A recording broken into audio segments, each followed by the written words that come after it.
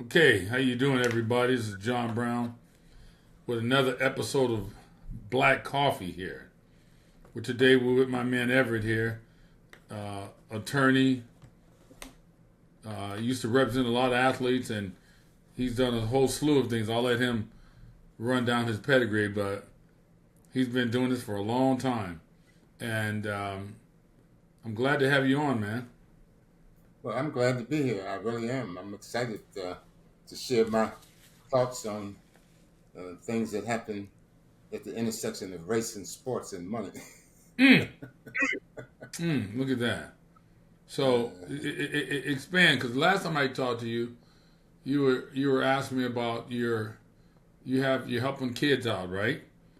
yes, And what yes. explain to the audience what you're doing with kids?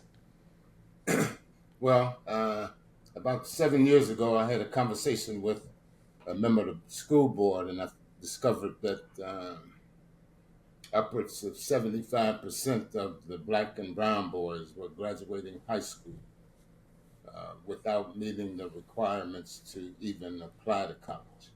Mm, And having come up out the mud myself, I knew it's possible to succeed despite whatever's going on.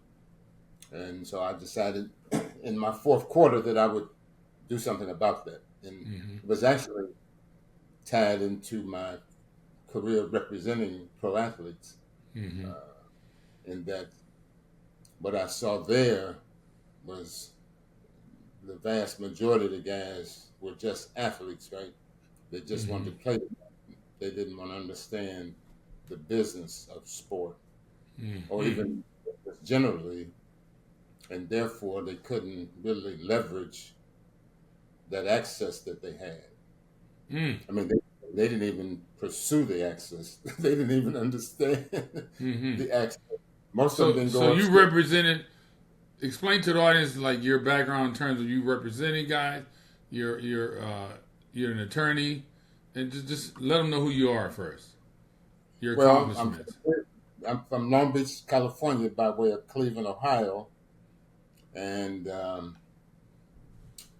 I've been a lawyer for 46 years. And because I played sport from the time I could walk as a kid, I always had a interest in sport.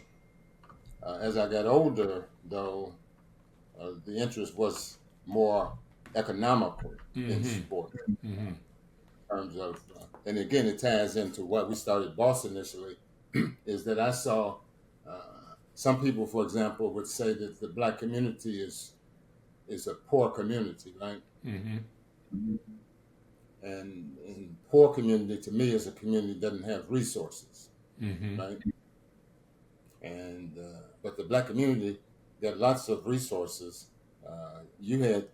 You produced three sons, two of them in the NFL, right? Yes.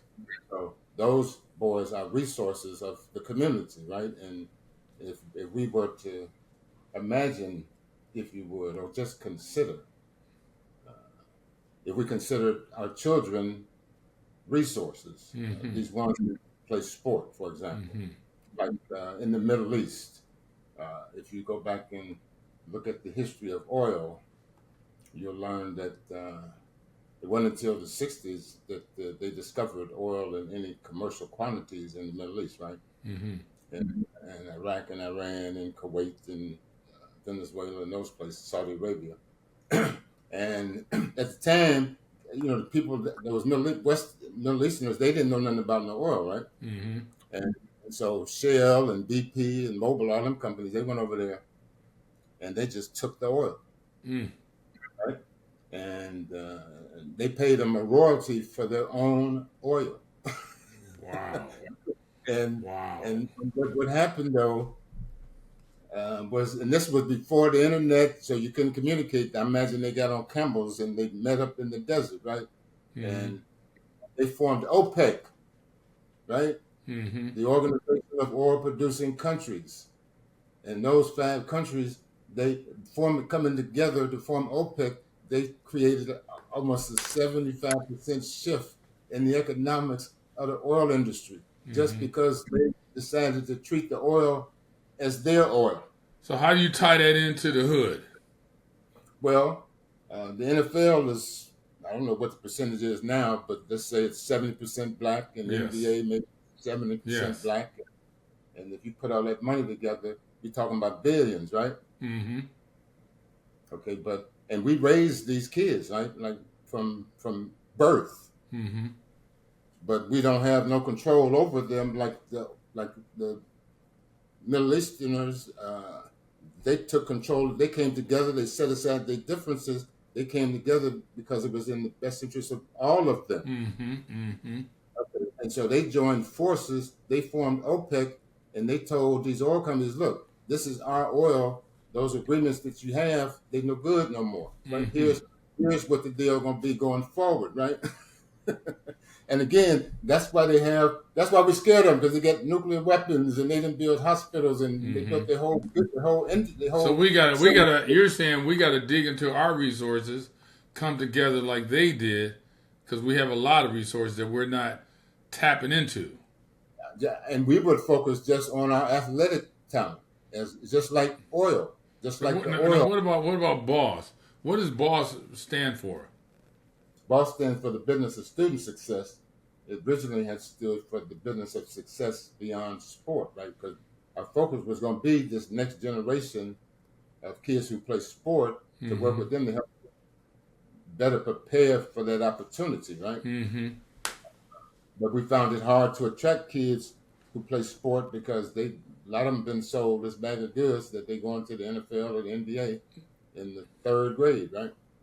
Mm-hmm. And so their entire focus is on that, and their parents are supporting it, right? Even to the detriment of their education, right? So we had a conversation about that, and I'm Yes. trying to remember exactly. You had asked me some really good questions. I don't know if you Well, I asked you. I mean, so again, I mean, because I represented guys in the Hall of Fame. I mean, Mm-hmm. Richard Dent, Bill Rice, and Mm-hmm. Reggie White, and them kind of guys. So I know what it's like to have talent and be great Mm-hmm. at something, Mm-hmm. right? But I'm seeing kids in middle school and in high school who don't have the talent. Okay, they don't have the talent. Period.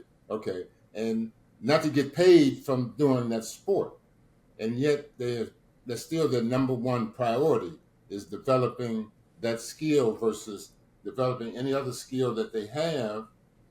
And so when it gets to the time when the system tells them, like, they don't get a scholarship from high school to college, right? Now they So know. how? Well, let's drill down on that. It seems Yeah. to me, in my opinion, if there's a kid who's in middle school who's dreaming of NBA, NFL, uh, I support that. I was the kind of guy who never had a plan B. Mm-hmm. I'm not the guy who believes in plan B. I'm always thinking about plan A, and it just has to work.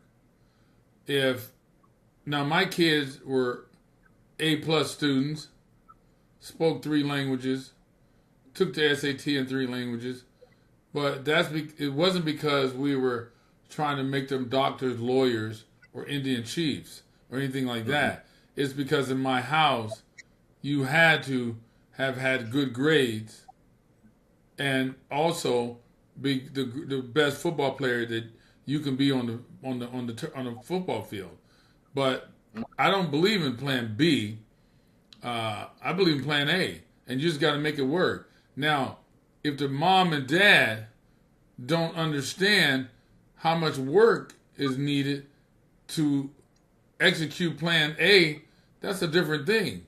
And I believe that if they don't know if a kid doesn't understand, hasn't learned, and been taught to execute and his Plan A, B won't help him. He's gonna fail in B also. What do you think of that? I mean, there could be some truth to that, but I think you can, if your main thing doesn't work, there could be something else that you could do. But and to your most powerful thing that you said, among everything you just said, was in my house, right? And so you set a standard in your house, Yes. and you didn't waver from that, and your boys were born into that, and that's all Yes. they knew. That's all they knew, right? Yes. Well, in these houses out here, they That's didn't not the start like case. that. Exactly. So, I mean, I agree with you that, in fact, my mentor and best friend in life, Al Wellington, and the reason why we approached this athletic talent as an asset of our community is because we thought we should be about the business of matching people to create athletes. Mm. I mean, we should be just like they do in Russia and in China. I mean, they find a kid that's some talent, and then they're gonna build him into I agree with you. Yes. Yes. So we was all for that. That was part of, because again, it's a resource. It's a resource. It's a resource. And unlike oil, which we're gonna run out of, this is like a renewable resource. We ain't never run out of our boys. Interesting. And imagine if we would come together, what we could do for our community and the world. That's interesting. I like what you're saying, and I agree with that. There's a lot of work that's going to be needed and facilities in order to execute that. The first thing we got to do is just agree that makes sense. That's the first step, is agree. Oh, there's no question it makes sense. Well, but even so like in the program, one of the principles we teach our boys is a principle-based program. We talk about the 4 Ds, right? Mm-hmm. If you master the 4 Ds, you get anything you want, right? Right. First is desire, right? Mm-hmm. You got to want something. And then decision, you got to make a decision. You're going to go after what it is you want, right? And then discipline and determination to do some new behavior and continue to do that till you get what you want. So if you get a kid, this thing you're talking about, in my opinion, can work because it's basically what I did. Absolutely. But you got to do that. You got to have almost total control over the kid or the household from age 4. Well, I mean, like you said, you have to train the parents, the people who are there with them. Hello. It's the parents. The parents. Train. All the parents got to read. That's why I did this podcast. This podcast is for parents. Yes. I agree with you. Well, and if the parents, again, if they really saw their kids as assets and resources versus like free tickets or, backstage access or something like that is like it's over when it's over, right? What do you mean by that? Wait. That if that went by my head, it's going to go by the other people's head. Some parents, they're just happy, to get tickets to the game, and that's the benefit of having a son who plays at a high level, is I can go to the games. Or you're talking about NFL, NBA level, even at the college level, as opposed to really getting something from that school. But now the guys got NIL. I was talking about that 10 years ago, because you look at the money that they're making off of these kids, but some parents are just satisfied with getting little bitty benefits, like. But how? I agree with what you're saying. I think you're right, but how are you going to execute that? I don't understand how it's. Because for me, I can look at a kid and I see several kids. And I go, man, if that was my son, he goes to the NFL. But I would have to have control over him. Yeah. Total control, 24/7, or it ain't gonna work. Right. Or the parents gotta be, because it's like this here. Once you become let's say 13, 14, you're behind the 8 ball, and it's almost like running a quarter mile. Yeah. Now you got lane 1 through 6, and your boy's in lane 1, but they shoot the gun and they let 2, 3, 4, 5, and 6 go, but they hold your son. Yeah. And by the time they get 100 meters around the track, they'll release your son. Now your son got to play catch up. Can he catch him before they finish that quarter mile? That's a hard race, and that's kind of what we're looking at. If you don't start at a young age, it's a lot of work that needs to be done to catch a guy in front, because you've basically been held back by the system. Yes. Well, that's why we start Boston Middle School, to your point. But to your other point in terms of how can we do this, I think first thing we have to do is look at it like a movement, right? Mm-hmm. Okay. And if you understand movements, the most important person in the movement is the first follower, right? So we have to have somebody like you Mm-hmm. who have boys who you've done exactly what you're talking about, Mm-hmm. step up and say, look, okay, and approach somebody else, like maybe uh, the dad from or the quarterback from Model Day who's playing with the Panthers. Okay, that's another kid we know. Mm-hmm. So if we come together just like that, just we got to have the first follower though. If we don't have the first follower, nobody else is gonna follow because people Right. follow the first follower. They Mm-hmm. don't follow the leader. Mm-hmm. Okay, the leader, the first follower follows the leader, but everybody else follows the follower. Okay. We got to have somebody to step up and say, this makes sense, because Mm-hmm. I'm telling you, it makes so much sense that, again, these countries, they built their entire economy off of this resource called oil. Mm-hmm. And they built, their armies, the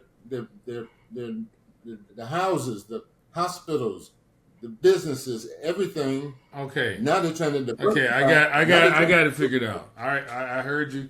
Here's what I'm saying. You got to have a boarding school. There's no way you do without a boarding school. I don't trust parents. Well, that could be a component of it. That could be a component. Yeah, I don't trust I don't trust the parents. Yeah, You know, yeah. because they're Well, set in their ways, and to Yeah. reset the mindset of a parent is going to be very difficult. Yeah, because you can't teach what you don't know in a lot of cases. And you they're can't set in their take- ways. It's almost like you need to have a boarding school where you have control over these kids and raise them up from a. It can be done, no question about it. Yeah. But it has to be a boarding school. And if you do it, if you don't have a boarding school, you know, it can be done from a parent who says, you know what, I'm going to listen to your philosophy, I'm going to follow it, and I'm going to give it a shot. That can work also. But it's the parent has to retrain themselves because. Well, I'm thinking that you could have. I mean, it could be just like now we have hybrid, right? We had in person, and then we had virtual, and now we have hybrid, Mm-hmm. right? And so we could have a boarding school or schools, but we could also have situation where we could support parents who buy in, and support them with regular kind of programming, and so you could make it work without being there, so long as the parent would have to be committed. I would agree with you 100%. Mm-hmm. But you could just use technology and leverage that. Basically, that's what I'm doing now. Yeah. Right? Yeah. So there's always a group of parents that can squeeze through the needle's eye. So there's a group of parents out there who's listening to us and understands it and is going to give it a shot, and they'll be successful. Because in my opinion, it's not that difficult what you're talking about. Like you said, we got the resources. We just got to tap into them. Well, and the thing about it, just like most other things, that if we had a small group of folk who do it, and people see what happens as a result of it, Mm-hmm. right? Then that would fuel. So it's not like you got to wait until you get all the way to the end Mm-hmm. to see the benefit of doing it, right? Man. We just get a few people to do it, and then do something tangible with those few people, and then that becomes, again, because just like this nonprofit. I mean, I started this 7 years ago, with zero, and now we got a budget and we got payroll and employees and all kind of stuff, Mm-hmm. and I built it from zero, Mm-hmm. right? And so this could be built, and I'd love to be part of building it. And I'd love for you. We talked about this. We were talking about representing them, or like how could the parents or the dads for sure stay Mm-hmm. involved, Mm-hmm. and they always stay involved in that part. But I'm saying even then we turning them over to somebody else, Yes. and that person is getting paid, and then that person is introducing them to other people who are, selling them other stuff. And, So what we need is there's a need for a boarding school for parents. well, no, we can't go that far. No, that's what it is to me. Yeah. It's a boarding school for parents. Why do I say that? Because I know for a kid to be successful in school or sports, in most cases, I'm talking about not the exception, I'm talking about the rule. Most kids, it comes down to their parents. So the parents don't understand what's really needed or may not have the resources to help the kid, and they pass them off to someone else. And so again, now imagine like when you said the men have the resources. Okay, so if we had this, we called it the National Sports Authority, right? Mm-hmm. Al Wellington, and Al Wellington is my best friend in life, and the smartest guy I've ever met, and the most insightful and aware black man I've ever met, right? And so if we had this National Sports Authority, we would be building boarding, or there's enough empty schools all over the country where you could, it's empty land. I mean, like building that. So we could create the boarding school kind of situation. I mean, either has to be a boarding school situation or a boarding school for parents. I'm telling you, it comes down to the parents, or they get, or they exit out of the equation and let the people who's running the boarding school do it. And you got to make sure those fools know what they're doing. Well, but my point about the National Sports Authority, and when you talked about resources that the kid might not have in terms of the parents supporting him, that's where the National Sports Authority would come in. So we would make sure that these kids who have this talent, right, who have this talent, especially the ones who have demonstrated it and responded to this. I mean, when did your boys start separating themselves from other guys in terms of performance? I think it started when they were like between 3 and 6 years old. Oh, they separate themselves even at that age? Oh, yeah. Well, you were working with them, but I'm talking about once they started playing with other kids. Yeah, we were trying to dominate other kids at that age too. Yeah, it was a system in my house from early age. I heard that. But again, this authority, we would have resources, and so we would meet the needs. It wouldn't be no welfare kind of situation. But again, if there was a kid who needed, like even like ING, they give scholarships, I imagine, to the academy. So some kids wouldn't be able to afford to come, and so you'd have to maybe scholarship. So IMG, I know of it, never been there, do not know at what age do they start kids?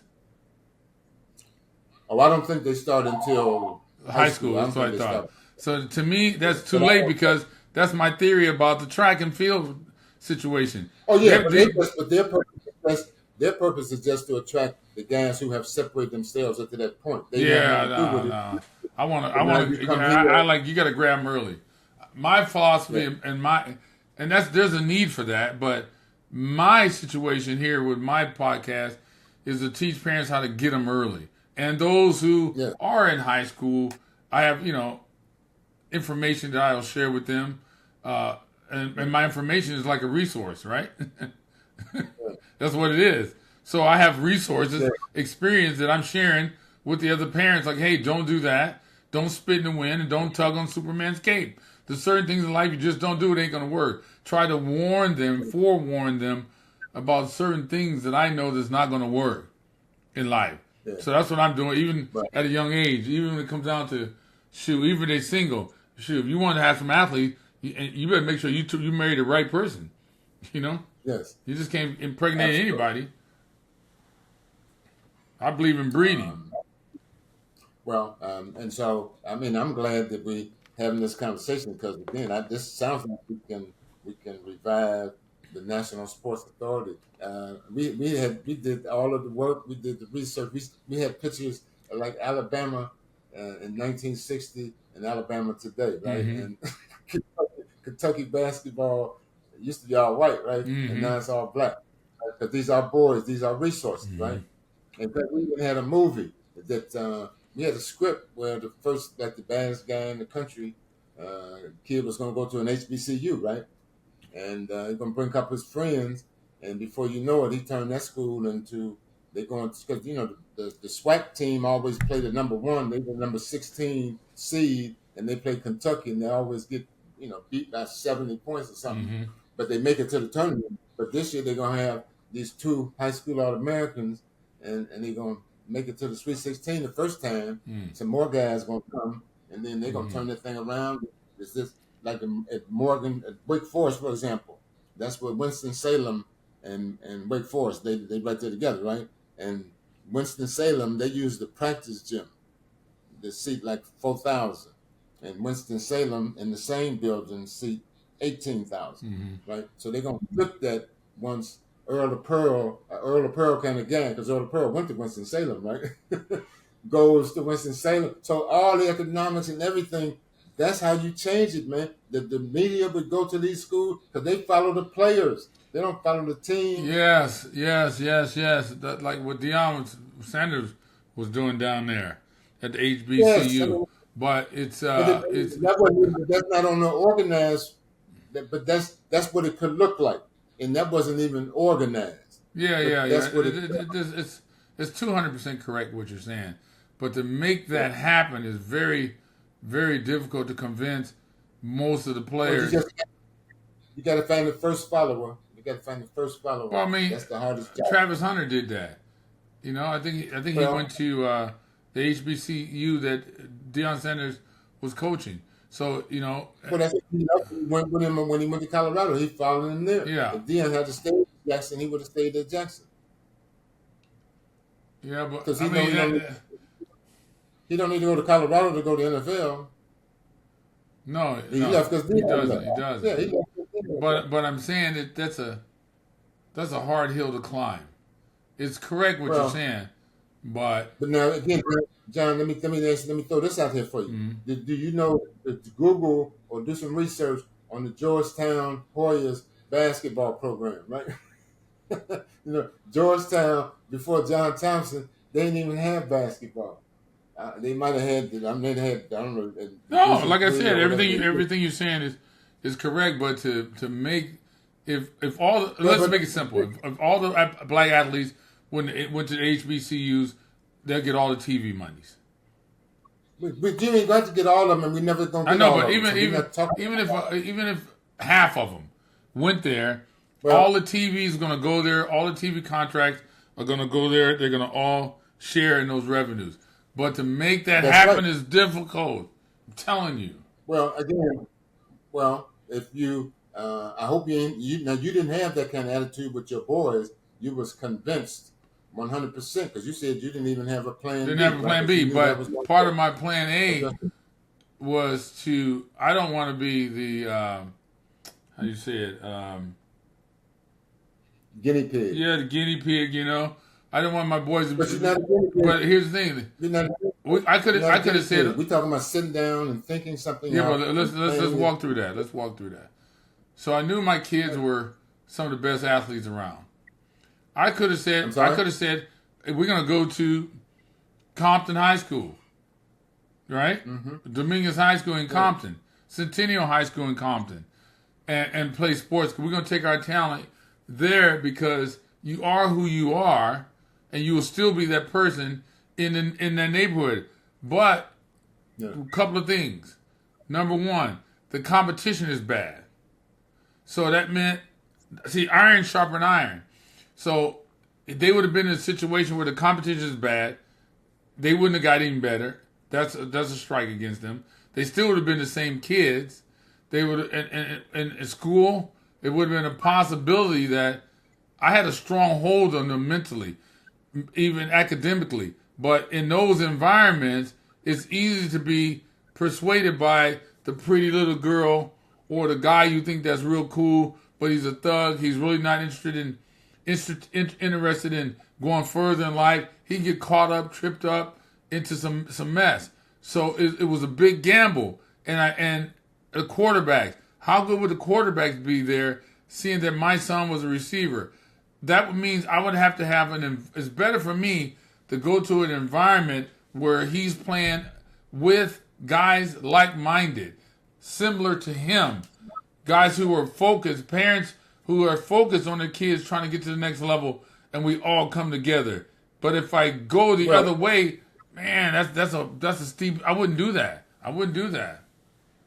Well, again, I hear everything I hear you talk about is reasons why not, why it won't work, and I know it would work because like you have this plan A, all you got to do is do the work to make it Plan happen, A is to and make it work. most Make it work. And so, well, what the way it opportunities works. maximize my chances in my plan A?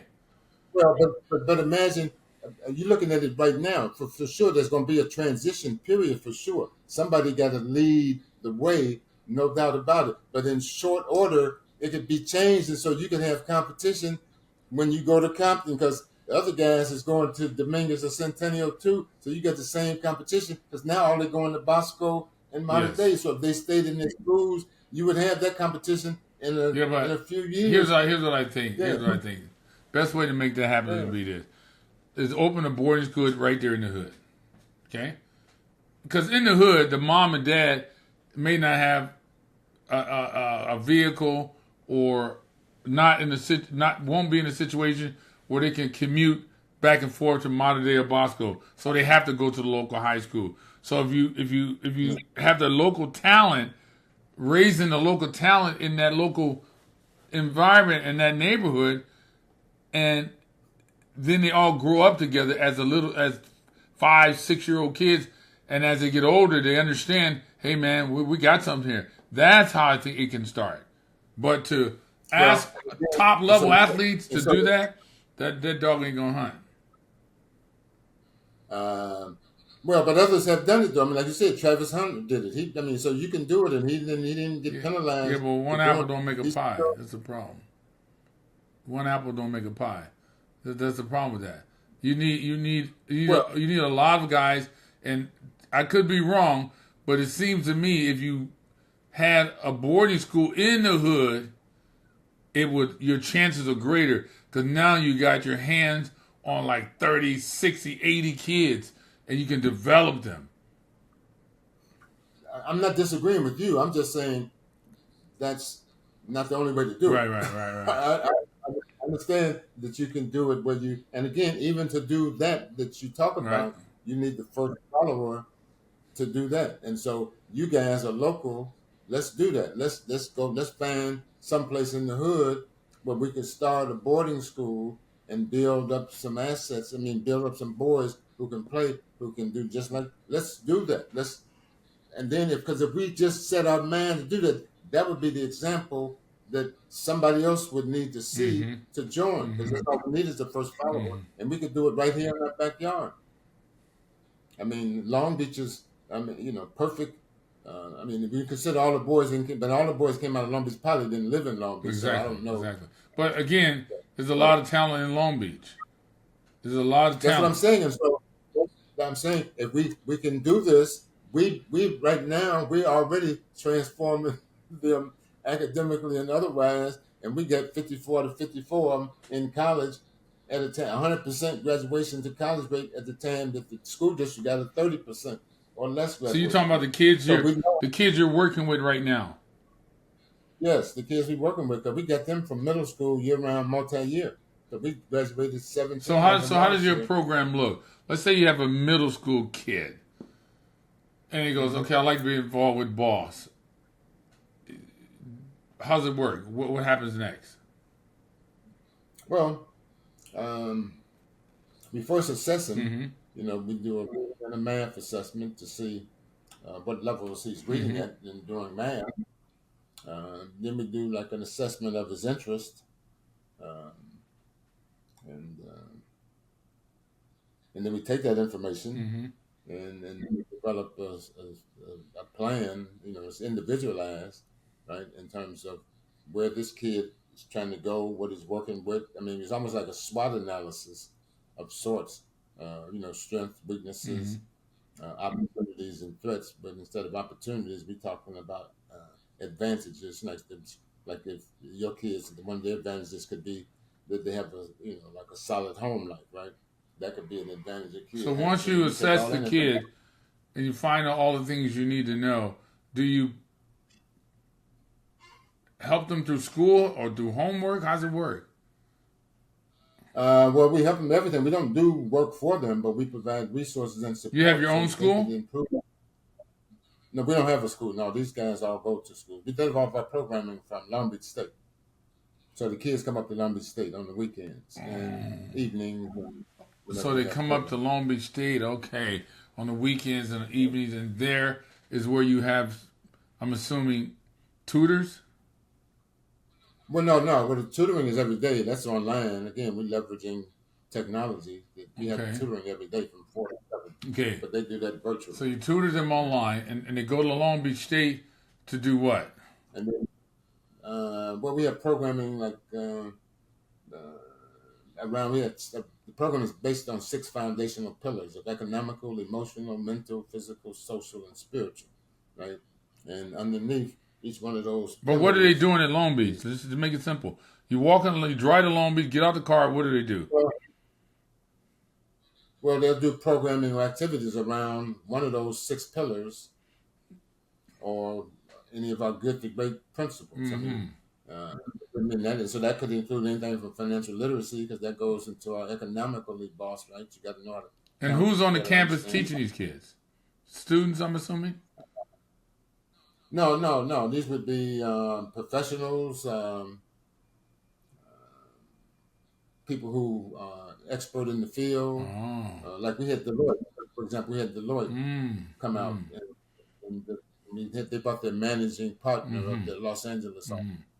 And then they brought a black person in audit Mm-hmm. and a black person of tax and a black person. So that's available for a person who, for an example, could be interested in the law or something, a legal Well, field. and if you understood, uh, Deloitte, they used to just be accountants. That's what they used to call them, accountants. But now they would describe themselves as they solve problems, and so they have people that work for Deloitte who are not accountants, like So because they want to be able to help a business in whatever way that business need help, right? Mm-hmm. And so they've developed it's more like consultancy now than just accountants. And So how young do you they work start? in fourth grade. It's the youngest Okay, we've had. and you help them all the way through until they get to, if they stick with you, Uh, get to college. Now, and are so they if getting they stick and scholarships? Or you help with to get grants, or how's that work? we help them get scholarships. In fact, last year we nominated. The Posse Foundation. Mm. That's a national organization that provides full scholarships Mm-hmm. all around the country. In the Los Angeles Posse, uh, in each one of these locations around the country, they have a group of schools that they're connected with. So here in Los Angeles, if you get a Posse So scholarship from so the let, Los let, let, Angeles let me hit chapter. you some hard questions here. I wonder what percent, because I went to Cal State Fullerton, and I wonder what percent of kids graduate from Cal State Fullerton, brown kids, black and brown kids, get degrees, and end up having a sustainable life in relationship to that degree they got. That make sense? Well, oh yeah. Because Well, first of all, I don't know about in some Cal cases, State. to me, school is a waste of time for some people. And they should. Some Well, people uh, should. It's better to get a trade, learn a trade. well, I wouldn't say well, school is not a waste of time, but I think a lot of people go to school and they don't have a plan before they go to school of what they want to get out of school, That's and true. so they That's get a true. degree, and that degree, yeah. I mean, so when I went to school, I was going to school to become a lawyer, That's a right? trade. That's a So trade to me. That's not. That's different than saying, "Oh, what is your major?" Most people major in yeah, a. no. But you work backwards from. I wanted to be a lawyer, so now I know what I gotta. I got to major. I got to take a lot of English. I got to take history and But political most people are in the science. I got to understand. communications majors. A lot of them. Yeah, but I'm Like yeah, that but I'm doesn't just work. What do you saying. do with that when you get out of school? Well, again, if you have a plan, I mean, my question would be, why you want to major in communications? What are you planning to do with that? Thank you. That's what I would ask you before you went You to don't college. have a If you didn't have, door or path for those kids who are not built to go to school. For those, oh yeah, absolutely. Absolutely. I'm just so saying, what do you do? but What I do you was do for responding. those kids? Like you have trade school situation where you can put them in a trade, get them a trade to be a plumber, to be an Well, electrician? not a trade school, not a trade school, but for example, one of our kids, he like sound editing, okay, that kind of Interesting. deal. Like you don't. My son has a friend who is a professional in that, who is making quite a good living, and he only has a community college degree, right? Mm-hmm. Because he got an internship, and so this is like hands-on kind of deal, right? So what we do when that guy identifies that through one of these assessments as his interest, then what we're going to do is connect him over time and when it's appropriate with people doing whatever it is he wants Love to that. do. I love that. Yeah, so this guy has already talked to. In fact, he came to me after his first conversation with this. With Brian is his name. Brian is my son's friend who's in the sound, in the editing, and he does commercials and I mean big time stuff. He do it right out of his Mm-hmm. house, right? And, but anyhow, he realized he don't want to be. I forget what he said. The producer versus one of these other positions, because the one doesn't get paid unless the project sells, where the other one gets paid just for his Interesting. time making it happen. So he understood that now, but before he had this conversation with Brian, he didn't understand that. Because So well, yeah, my theory is this. I came from Compton. Went to yeah. Cal State Fullerton. Why did I go to Cal State Fullerton? I went there for one reason. When I was a kid, I had an experience. I was in the park. I must have been like 11 years old or so. And there was this guy, alcoholic, hanging out in the park always yelling at us. What are you guys doing? You need to get your lives together and take life serious. And it was weird to hear that coming from an alcoholic who just sleeps on the bench. But I'm listening to this guy. He said something that I'll never forget. He said, "You see that gas station on the corner?" I go, "Yeah." He goes, "That guy owns that gas station because he knows something that you don't know. And if you knew what he knew, you would own that gas station." I go, "Whoa." That guy was an alcoholic, but that was profound. So after that conversation with him, I made it my mission to find out what it is I didn't know. And I knew that at Cal State Fulton was mostly a white community, and that's where and most of the people I knew that owned businesses were white or owned gas stations were white. So I need to hang out with the white folks to find out what they're doing. So I came out to Cal State. I had at least 10 friends, and all those friends that had their own businesses. I made it my mission to hang out with guys who had their own business. But you know what I learned about them all? This is what was really strange to me. None of them graduated from college. None of them had a college degree. And they're making millions of dollars. So I'm like, wait a minute, hold on. Something's wrong here. Why am I told Yeah. to go to college? I want to be a millionaire. I don't want to just have a job at Safeway or Home Depot. But now, but hold up right there. Hold up right there. Now, you can definitely become a millionaire without a college education. But what you cannot do, John, you cannot become a millionaire until you turn into and develop the kind of habits and characteristics of a person who make that That's kind of why I money. hung I out mean, you with have to them. become. Well, I'm just saying. I'm just saying. But I'm just saying. But so you got to become like again. You got to have good friends. You got to be dependable, accountable, responsible. You know, you got to be All that focused stuff. and But I'm determined. saying, why don't they push That's that right. more? They should. College and education, you can learn those things anywhere. I agree with But you you, don't learn. They don't but teach you that at the university. and that's why we started Boss, right? Because they don't teach you in school neither. Because we Because the started guy at Boss Cal State to Fulton that was supplement a what. business teacher, that fool didn't even have a business. Why am I listening to him? You Yeah, understand? He didn't own a business. yeah. I'm not gonna listen to that fool. So I'm listening to my friends who had their own Well, businesses. makes sense. Makes sense. But again, so you had to change and grow in order for whatever you got exposed to make a difference in your life. Absolutely. You couldn't. Yeah. So that's what I'm saying. So it ain't about the smarts because in fact the basis of our program is the kind of person that you become, Wait, wait, wait, wait, wait, the wait, kind wait, of wait. person. You gotta let the audience hear that again. That was profound. It ain't about, say that again, it ain't about the smarts.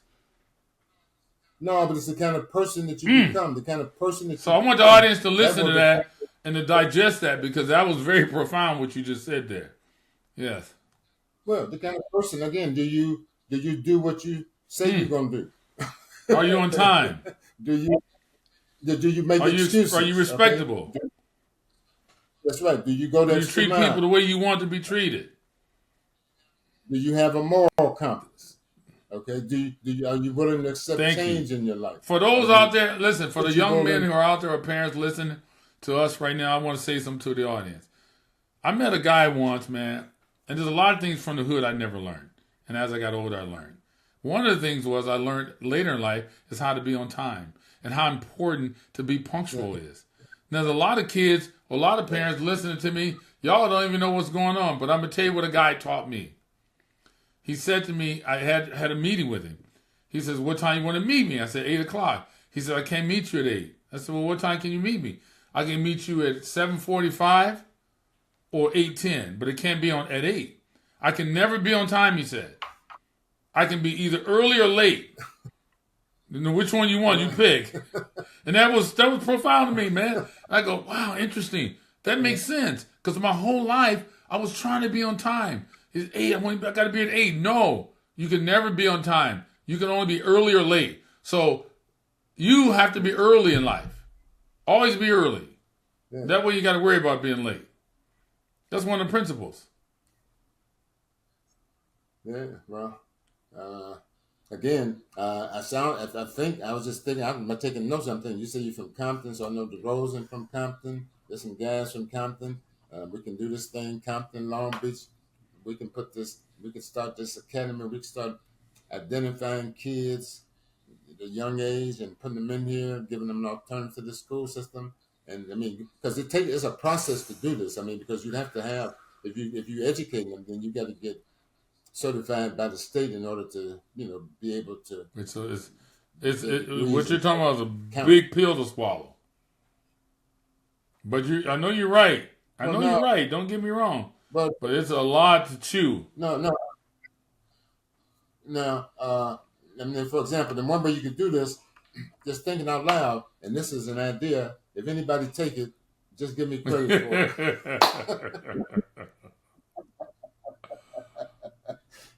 Hey, John Brown, let's do this, because I know how to do it. I'm not going to give you the name of the organization, but there's an organization that we could go to today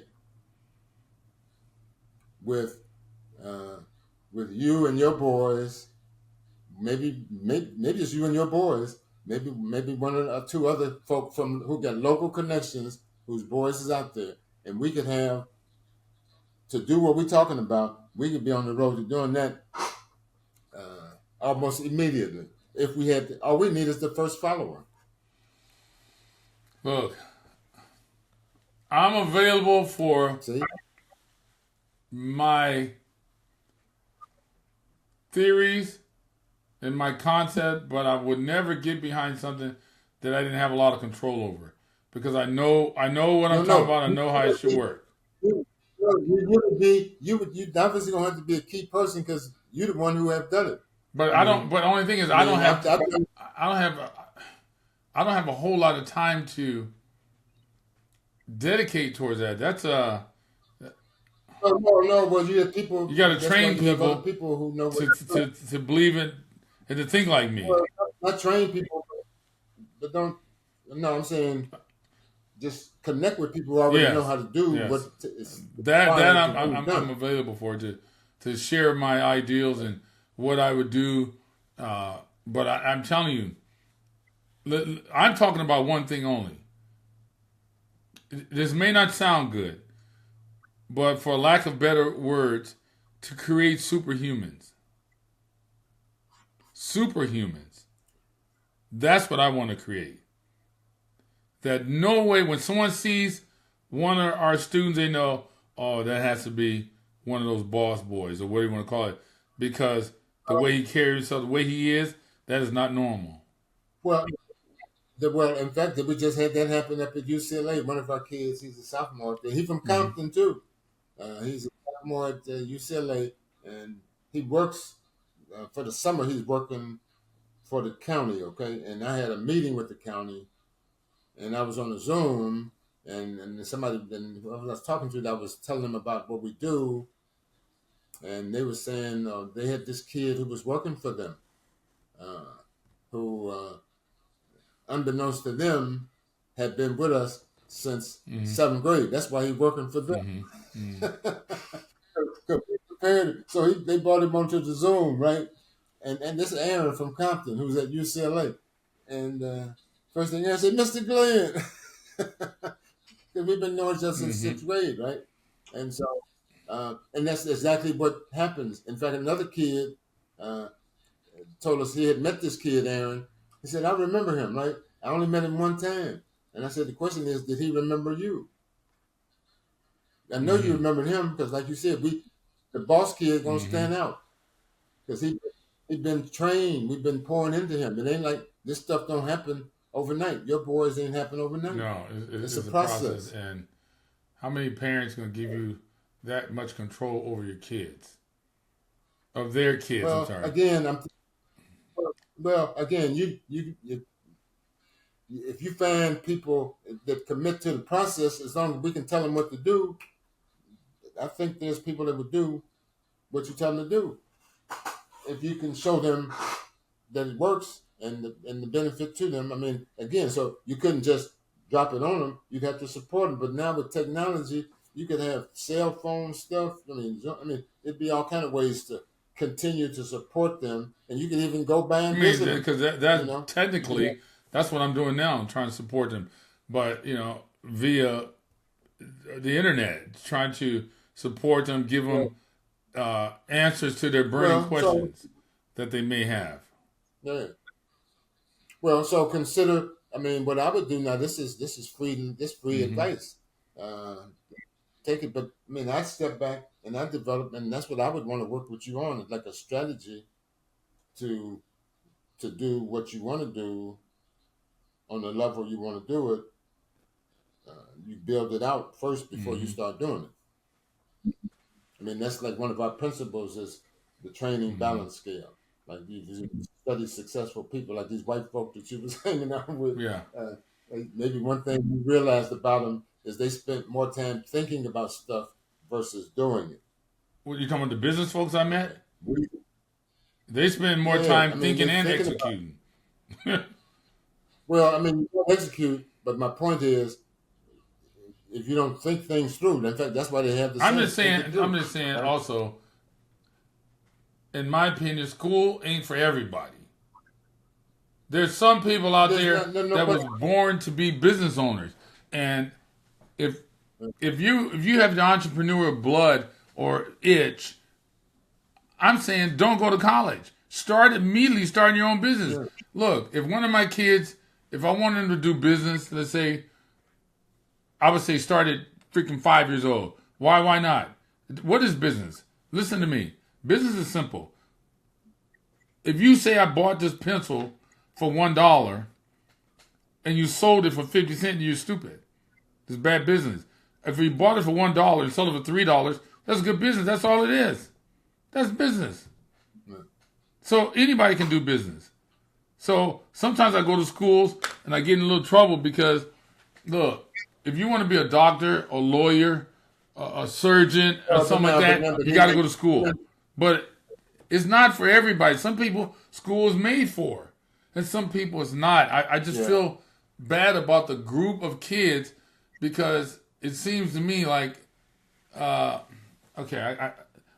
coming towards the end. I got to tell you a story. Let me think about this before I say it. Because it's controversial.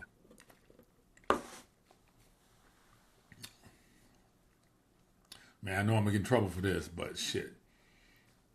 Here it is. So I was a businessman after I stopped bodybuilding. I was making decent money. I mean, that's relative. But I was making over $2 million a year. You know? It's not a lot, but compared to my friends, but it's not bad. So I said, you know what? I'm going to join the NAACP because I want to help my brothers out. I think I know something. that I can share. Because I started my business with $20. Never took a loan out. $20 I started it with. That's another story. Mm-hmm. But in any case, I go to the NAACP chapter near my house. I'm sitting there, and it's about 40 people there discussing different things, different issues, different problems that's coming up in the community. So and so needs help with this, need help with that. What can we do? Woo, woo, woo, woo, woo. Then they started talking about, well, we need to help Sister Mary because she got this problem. We got to raise some money. You know, we need money for the attorneys. We need money for this and that. And they kept going back and forth about how much money they needed. And I'm sitting there going, wow, it takes a lot of money to take care of these problems. So I looked around the room. I said, it doesn't seem like there's a lot of money in this room.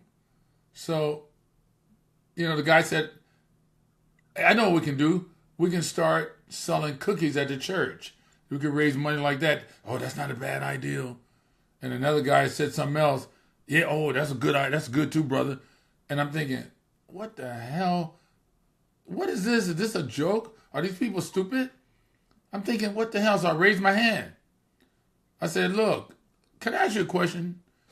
They go, yeah. I said, does the NAACP's main chapter, do they have their own bank or lending institution? No. Okay. Do they have their own business? They go, no. I said, well, how are you going to raise money selling cookies? What are you talking about? It's a waste of time. Well, who are you? I said, I'm John Brown. Where are you from? I said, I'm from Compton. I was going to explain something to you. I started a business with $20, and I was selling T-shirts. And you know how easy to make a design and put on a T-shirt and sell it? You got to start a business is my point. Yeah. I was shocked that these Negroes ain't had no business. It's kind of weird to me. That's because, now this is going to sound bad, but I remember when I was a kid, I would see the Negro College Fund or something like that. What is it called? United Negro College Fund. Mine is a terrible thing to waste. I always saw those commercials. Yes. And I was a decent student, but I wasn't like no super smart kid. So that was intimidating to me, right? Until I came to Orange County and started hanging out with white folks, and I realized, shit, school ain't for everybody. I said, I'm going to start a business. And that's what I did. And I'm telling you, these guys, black people, listening to my voice, even brown, Chinese, start your own business. Quit screwing around with things. It ain't that damn difficult. You know, and if you want to be a doctor, a lawyer, or damn Indian chief, go to school. But school ain't necessarily for everybody. That's my point. That's my story, and I'm sticking to it. Well, and I agree. I agree with you. I don't care whether you go to school or not, because in fact the world is full of educated derelicts and educated fools. It's almost like a proverb. That's right. Unrewarded genius is almost like a proverb. So I would agree with you. School alone is not the answer. And again, I would go back to just the kind of person you become. Because if you want to go into business and you don't have certain kind of qualities, you're going to be out of business. Absolutely. Right? Absolutely. Yeah. So that's not so going into business not for everybody either. Yes. Because not everybody gets the kind of qualities it takes to be in business. I think inherently they might, but they haven't developed them, and so therefore they can't use them because they usually go and pick up a check and punch in. Well, just make sure in the school, you push education. In general, you have to have some type of education. You can't be a fool. Yes. You know what I mean? And then, but let them know, you can get your education, but also, even if you become, you're going to know this. You're an attorney. Even if you become a doctor, I know a lot of doctors are not good businessmen, and they lose their practice. Oh, absolutely. Hey, their focus is on exactly. Doctor. Exactly. So that's like an athlete. It's like an athlete who just played football, just played basketball or baseball, and he don't know how to count money, or he don't know how to read a statement. And we used to give a guy a statement, and the statement is dated, right? And if you know about money, and then dates is important, and so the statement could have been the most recent statement, but still it was as of a certain date that had passed already, right? And so when we asked him how much money he had today, and he put out the statement, and he didn't know that ain't how much money he got today. That Yeah. statement is dated. So that's what you had on October. That's what you had on August the 30th. Now, But it's September for 15th. You could have lost it all.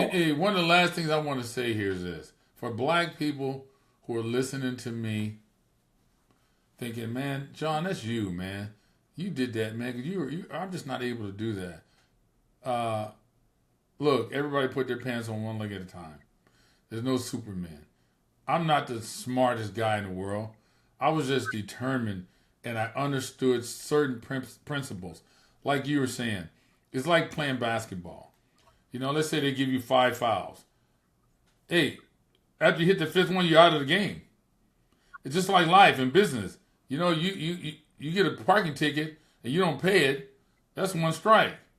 Or you buy a car and you don't pay on time. That's another strike. 5 strikes, you're out. You got to understand all the rules when it comes to life. What are the basic rules is what you're talking about, I believe. Learn those rules and execute them. It's not difficult. It's very, very simple. You can do it. If I did it, you can do it. And I understand, for those who are afraid, look, go to subscribe to my channel. Go to Instagram, John Brown Black Coffee, and sign up. If you have a question, you can hit me up. Because sometimes people, even I needed someone to hold my hand to buy my first house. I needed someone to help me, to show me how to do a business. I knew nothing about it, where I came from, and I had to have someone help me. Yeah. But you know what? You align yourself with people who are doing what you're doing or what you want to do. Align yourself with those people and listen to those people. Don't align yourself with the fools and the people who are screwing around, because if you hang out at a barbershop long enough, you're going to get a haircut. So you got to make sure you're hanging out with the right folks. And it's not difficult. I don't want to hear, I'm black, I'm from this bad neighborhood, my dad wasn't there. Hey, maybe your dad was there, but I'm telling you, you can still do it. If you have questions, hit me up. I'll help you. I'll help you. It ain't difficult. I'm here. Why not? Well,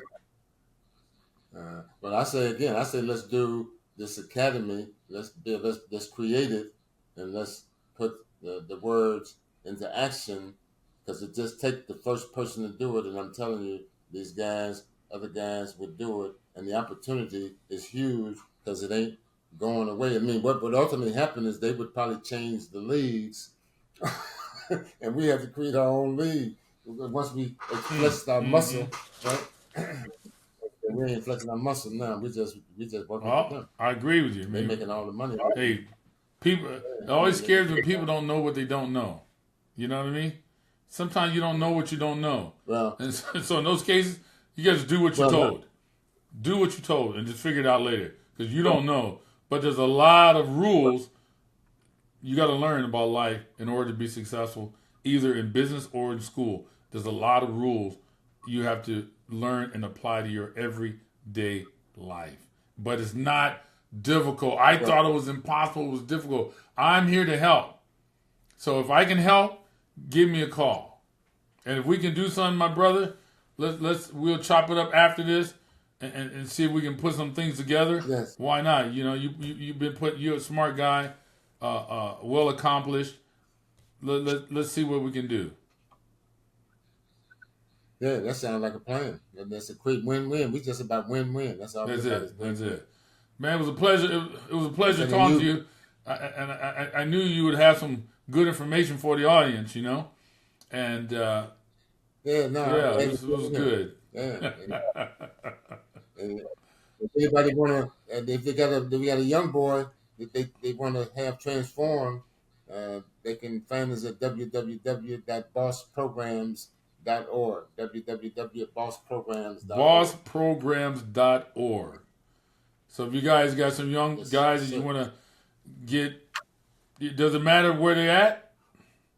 Doesn't matter, right? Because you could do stuff via the internet, right? Virtual, yeah. We got the kids in Cleveland, and I mean, they can't Of participate in course, everything of we do course, here. of course. Like they can go to the Laker But game, at you least they know. can contact you and Oh, they can participate in participate. Yes, programming that we yes, do yes, virtual. yes, Yeah. yes. They just can do the stuff that you got to be here Mm-hmm. in person to do.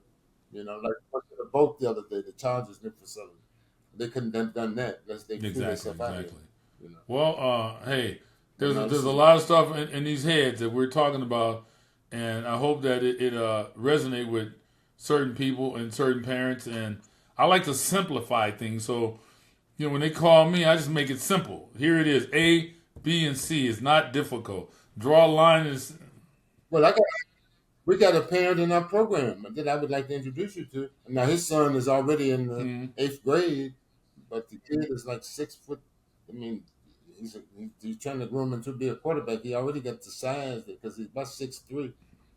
8th grader. I don't know what kind of athlete he is. I haven't seen him play or anything, but I mean, the dad is trying to man, listen, turn him and his hey, little I brother would love into. to talk to him. The best thing for him would be to get in touch Yeah. with my son Osiris, because guys like that, I like to bring him on the program. You understand what I'm saying?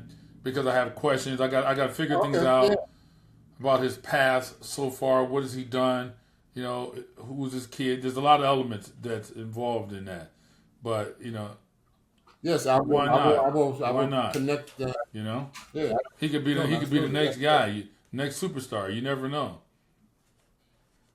Hey, He has a I do chance. believe.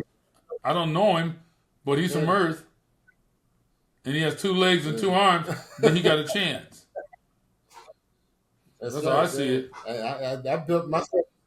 You built yourself into one. So you can do it. You can build it, but you gotta, building yourself is different And from then we're building gonna we're somebody gonna we're else. gonna wait another day. We're gonna bring you back because I like to spend time talking with you about sharing information about maintaining these monies once they receive them.